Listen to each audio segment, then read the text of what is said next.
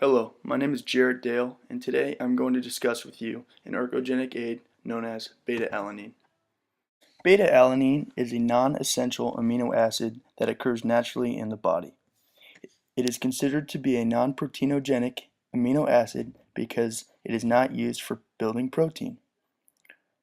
Other than supplementing beta-alanine, we naturally ingest beta-alanine by consuming dipeptides such as carnosine, anserine, and alanine, which are found in protein-rich foods such as chicken, pork, fish, and beef.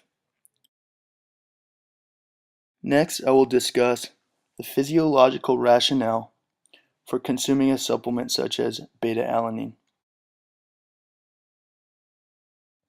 At the physiological viewpoint, the reason beta-alanine is effective in increasing strength, power, reducing symptoms of fatigue, and improving overall performance is because of its ability to raise carnosine levels. At the intracellular level, the role of carnosine is to buffer lactic acid, which is a byproduct of anaerobic glycolysis and the usage of ATP. Researchers have shown that when supplementing with beta-alanine for just 4 weeks, we can increase our carnosine concentrations by 42 to 65%.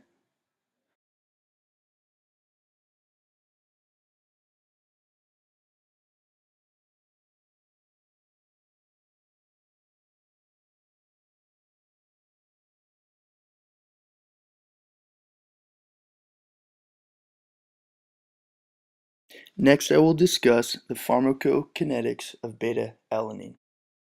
First, administration. Beta-alanine is administered orally, typically via a powder or a capsule, and is often mixed with your typical pre-workout beverages and/or creatine. Absorbed in the intestines and distributed to skeletal muscle and minimally the brain and heart muscle via the blood. Next, we have metabolism. Beta-alanine is metabolized into carnosine by ways of the addition of a histidide amino acid group called the enzyme carnosine synthetase, which is found abundantly in skeletal muscle. The dipeptide carnosine is also found in skeletal muscle, minimally in the brain and cardiac muscle. Next, we have elimination. Beta-alanine is eliminated via the urine by ways of the kidneys and has a relatively long washout period. Even after 8 weeks, traces higher than baseline were still found stored in the muscle. Next are the side effects.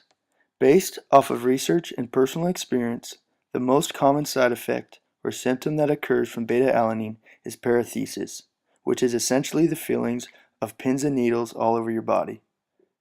There have not been any long-term studies on this particular ergogenic aid that have lasted longer than 8 weeks.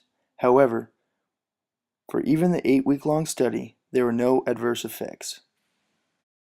There are several different recommendations found in research, yet regardless of the source, they are all in the 3 to 6 grams per day range. Lisa Freeman from the Supplement Guide proposes the dose of beta-alanine shown to be effective is between 4 to 5 grams per day.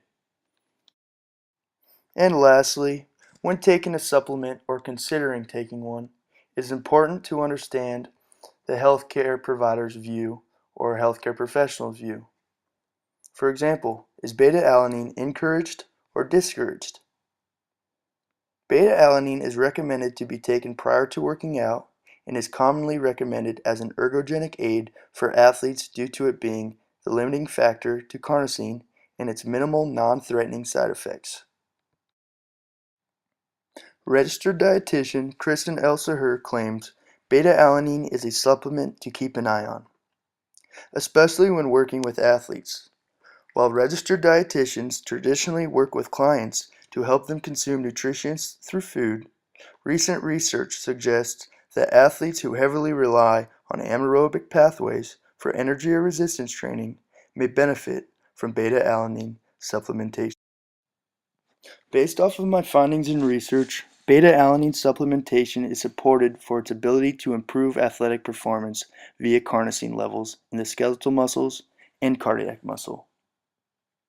By supplementing beta-alanine and increasing carnosine levels, we will be able to increase our lactic threshold, enabling us to work harder and longer, and ultimately increasing our performance. Thank you for watching. I hope you enjoyed the video and were able to learn something new about the ergogenic aid beta-alanine.